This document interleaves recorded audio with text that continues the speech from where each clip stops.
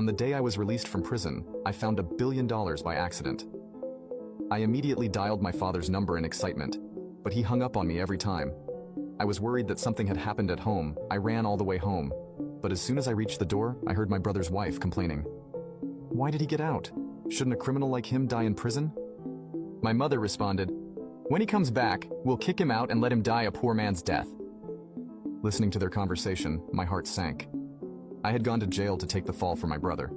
I had even paid for this house. I cared for them with all my heart, but this was how they treated me. I wanted to turn around and leave, but I couldn't help myself.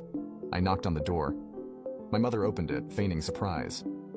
Ethan, you're back so soon. Your father just mentioned he was going to pick you up, she said, looking me over with a forced, pained expression. You've suffered so much and lost so much weight over the years. How I wished I hadn't overheard that conversation.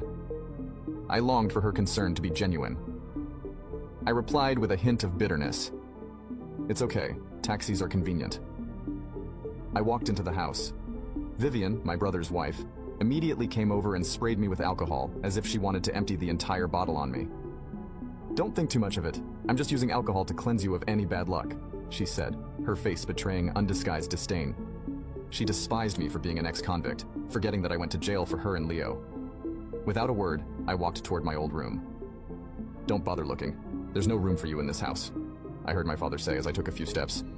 He was sitting on the sofa, smoking, with the ashtray full of fresh cigarette butts. My arrival clearly upset him.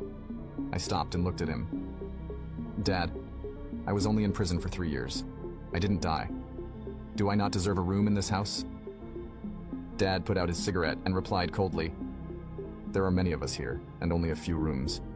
There's no spare room for you. I didn't argue, but I asked, where's Leo? Does he feel the same way?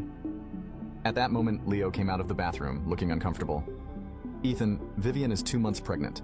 We really don't have enough space, but you're my brother. If you want, I can make room in the baby's room for now.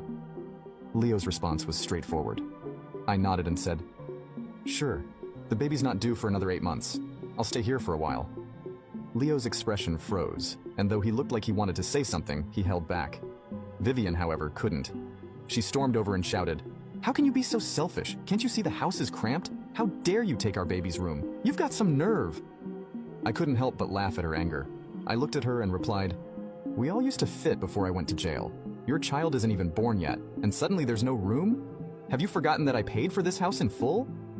My father slammed the table and said sternly, Ethan, watch your attitude. Do you think you're so great because you paid for the house?